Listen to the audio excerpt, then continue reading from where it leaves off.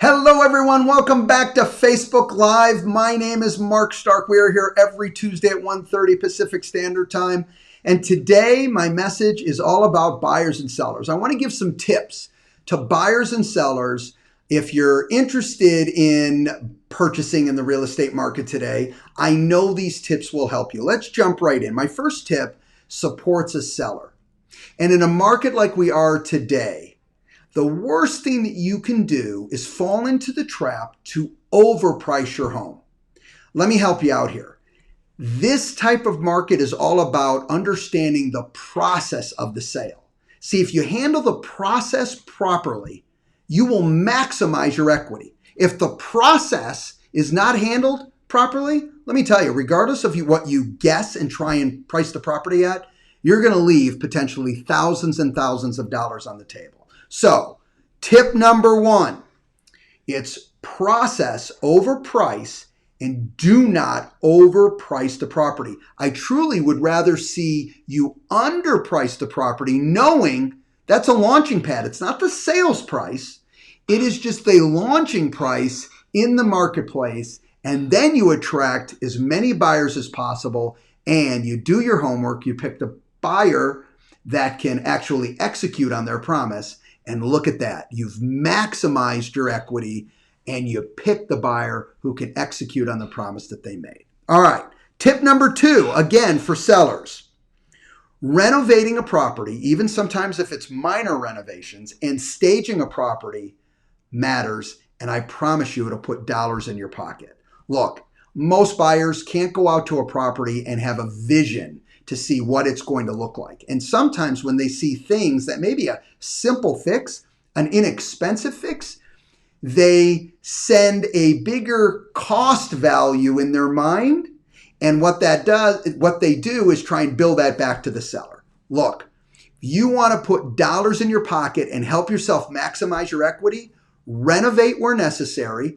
Sometimes, like I said, as simple as painting and carpeting. And two, stage the property. Sometimes it's moving furniture out. Sometimes it's moving furniture around. And sometimes it's bringing in other pieces or a combination of all just to make sure that property looks as awesome and as spacious and as clean as possible. That helps when a buyer comes into that property to help maximize and or hold the highest value possible for that property. Next tip, tip number three. Now this really works for both buyers and sellers. Look, the whirlwind is out there, the real estate market is out there, and it's going in a lot of different directions. If you want to know when to buy or sell, start with your personal goals. I have found when people look for things that are happening outside the market, or I should say outside themselves in the market, they tend to be pulled in a lot of different directions.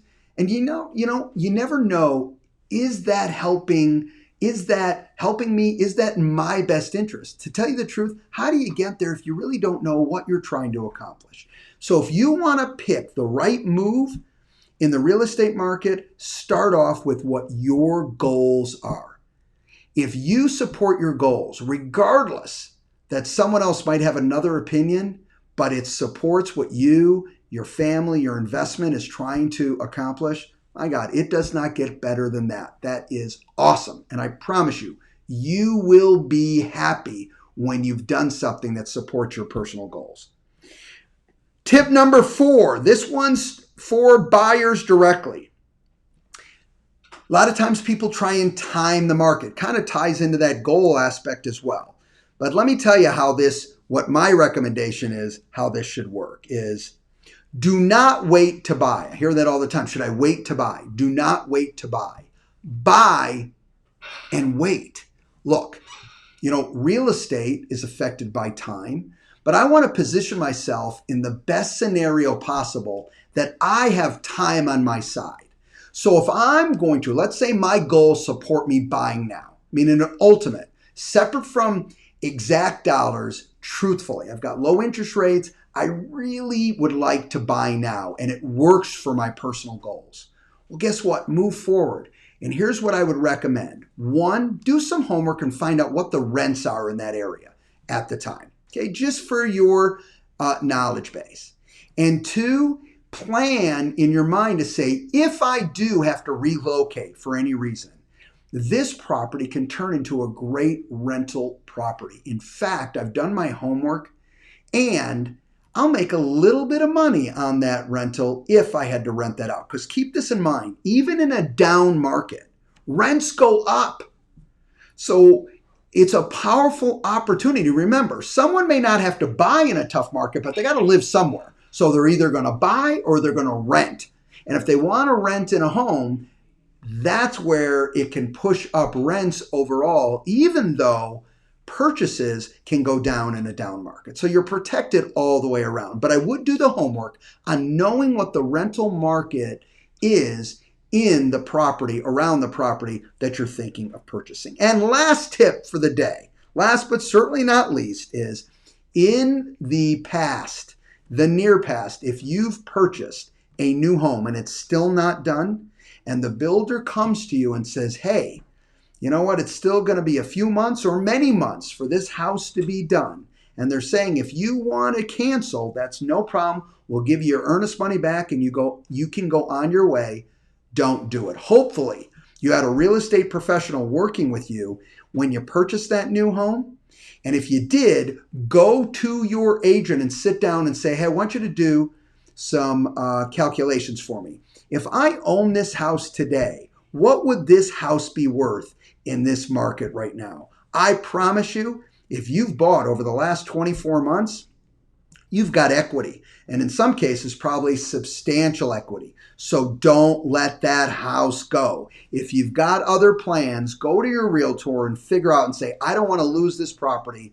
What are some ideas? There's some innovative ways, all right, that you can choose, and or just hang in there. You've been hanging in there for months to make sure that you can purchase that property and not lose the opportunity of that equity. And by the way, if you don't have a realtor, you didn't buy the property through a real estate professional, then guess what? Go get one and say, I didn't use you for this, but I need some advice, okay? And what is the equity that I have, if anything? Let them do the homework. Let them teach you where the market's at, and you'll know, I should hang in there and not let this new home go away because there's plenty of equity here. Look, these are great tips that honestly will put thousands and thousands and thousands of dollars, and I don't exaggerate, in your pocket if you follow it.